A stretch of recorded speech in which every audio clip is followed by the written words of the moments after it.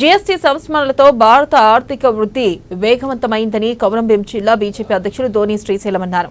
GST స్లాబ్లను 5% 18% తగ్గించడంతో నిత్యావసర సరుకుల ధరలు తగ్గుతాయన్నారు. అలాగే ఆర్థిక సంస్మరణలకు వెసులుబాటు కల్పించినట్లు అవుతుందని తెలిపారు.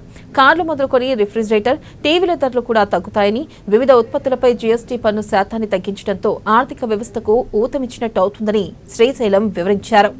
భారతీయ జనతా పార్టీ నరేంద్ర మోడీ గారి ప్రభుత్వం తీసుకువచ్చిన జిఎస్టి సంస్కరణలు భారతదేశంలో ఉన్నటువంటి పేద మధ్యతరగతి ప్రజలకు అన్ని విధాల అందుబాటులోకి వచ్చే విధంగా ఉన్నాయి.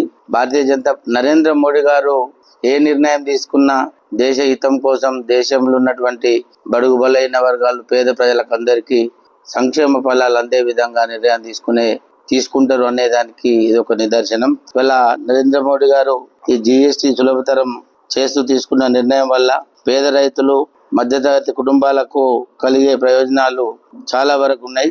ఇవాళ పేద ప్రజలకు ఏవైతే అవసరాలు ఉన్నాయో వాటన్నిటికీ దసరా, దీపావళి పండుగల ముందే ఈ జిఎస్టి అమల్లోకి వచ్చే విధంగా నిర్ణయం తీసుకోవడం చాలా సంతోషకరమైన విషయం.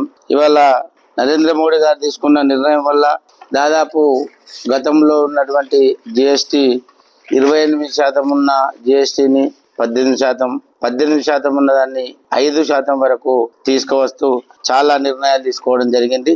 ఈ నిర్ణయాల వల్ల ఇప్పుడు ముఖ్యంగా మనకు తగ్గింపు అయినటువంటి చూసుకున్నట్లయితే సిమెంటు 28% ఉన్నదాన్ని 18% వరకు, స్మార్ట్ కార్లు మధ్యతరగతి కుటుంబాలకు కలగానే ఉన్నటువంటి కళను నెరవేర్చే విధంగా ఇవాళ స్మార్ట్ కార్ల విషయంలో తక్కువ 28 నుంచి 18% చేసుకోవడం వల్ల చాలా వరకు ఒక్కొక్క వెహికల్ పైన 1,00,000 1,50,000 వరకు